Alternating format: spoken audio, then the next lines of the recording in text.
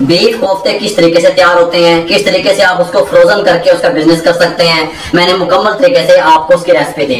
Recipe बड़े होने की वजह से हमने 2 पार्ट इसके बनाए। पार्ट 1 आपको मिल गया, उसका लिंक डिस्क्रिप्शन में भी आ जाएगा, आई बटन में भी आ जाएगा।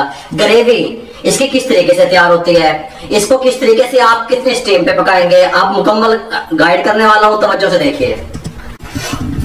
5 अदद अंडे ले लिए, बॉईल कर लूंगा, आप इससे बढ़ा भी सकते हैं।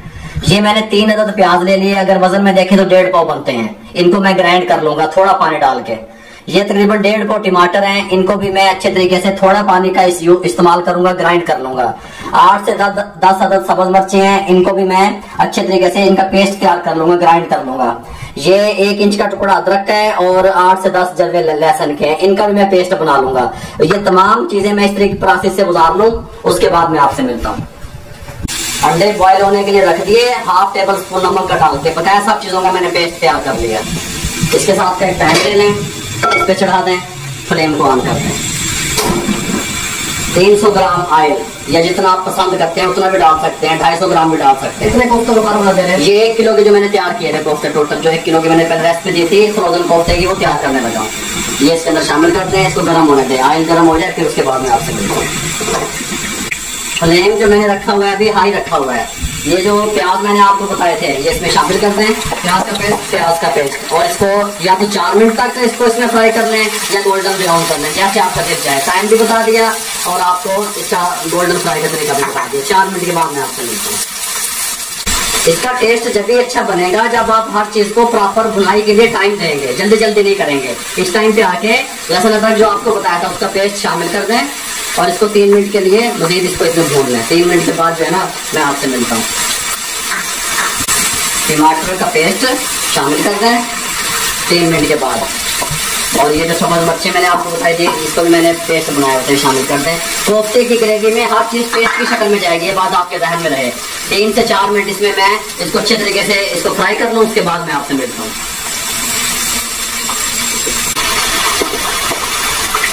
मसाले की भुनाई की ये निशानी है, बबल बनने।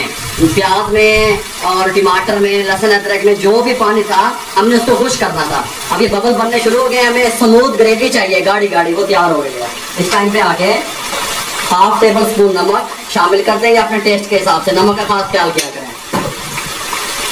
1 टीस्पून हल्दी शामिल कर दें, 1/2 table spoon red chilli powder, पिसी हुई मिर्च लाल शामिल कर दें।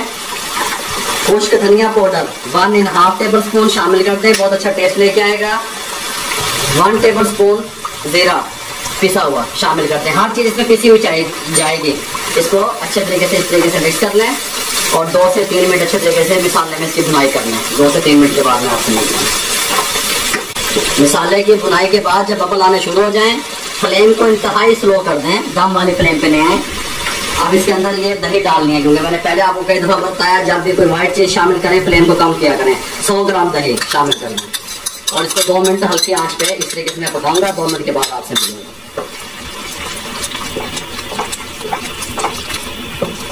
दही डालने के बाद 2 से 3 मिनट मैंने इसको स्लो फ्लेम पे पकाया।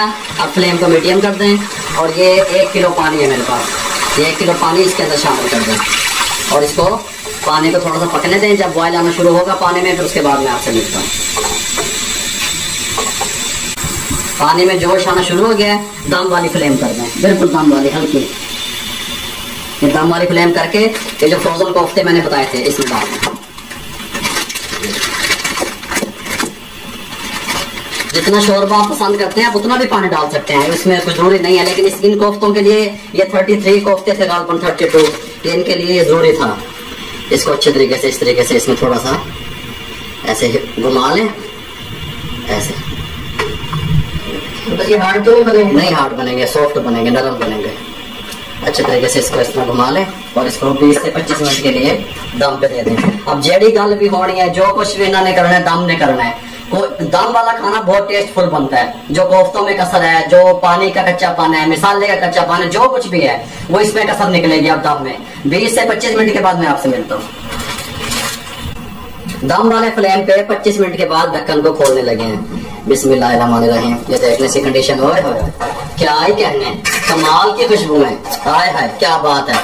माशाल्लाह जबरदस्त किस्म के कोफ्ते, जबरदस्त किस्म की ग्रेवी, जबरदस्त किस्म का स्टाइल, नरम कोफ्ते, जबरदस्त किस्म की इसकी खुशबू पूरे घर में फैल चुकी है अल्हम्दुलिल्लाह। ये देखें, ये माशाल्लाह थोड़ी सी तरी ऐसे। अब आपने क्या करना है, इसको यहाँ पे ले आए। अब सारे दे तुसी काली मिर्चें गरम मसाला नहीं दाप देना, यहाँ जितना पसंद है काली मिर्चें पिसी हुई, ये गरम मसाला, इसकी रेसिपी मैंने पहले आपको दी हुई है, लिंक डिस्क्रिप्शन में आई बटन में दे देंगे। ये डाल दें, ये सब्ज धनिया शोरबे वाले सालन पे हल्का सा ये। और उसके बाद अब आपने क्या करना है, अंडे सर्विंग के टाइम पे देने हैं, ये इस तरीके से। सुभान अल्लाह, ये देखें, ये देखें इस तरीके से आपने काली मिर्चें, गरम मसाला, धनिया, अंडे ये नहीं दाप देने। वो जब आप सर्व करेंगे, घर में आप सर्व कर रहे हैं, किसी को दे रहे हैं खाना, किसी हमसाये को दे रहे हैं, कोई मेहमान आया हुआ है, कुछ भी कर रहे हैं, आपने इस तरह प्लेट बनानी है। बेशक आप रेस्टोरेंट पे दे रहे हैं, इस तरीके से आपने प्लेट तैयार करनी है। कितने सॉफ्ट हैं, कितने नरम हैं, ये देखें, ये देखें, बिल्कुल ये देखें, ये देखें, ये देखें इस तरह। ये इतने नरम है, आप कहते हैं हमारे कोफ्ते हार्ड बनते हैं। ये देखें, कंप्लीट गाइड कर दिया आपको कोफ्ते और ग्रेवी किस तरीके से तैयार होती है। अगर आपको हमारी रेसिपी अच्छी लगी हो, हमारे चैनल को सब्सक्राइब किया करें, लाइक कर दें, बेल आइकन के बटन को दबा दें। जितना आप शेयर करेंगे, किसी बेरोजगार अफराद तक मेरी आवाज पहुंचेगी और पैगाम पहुंचेगा।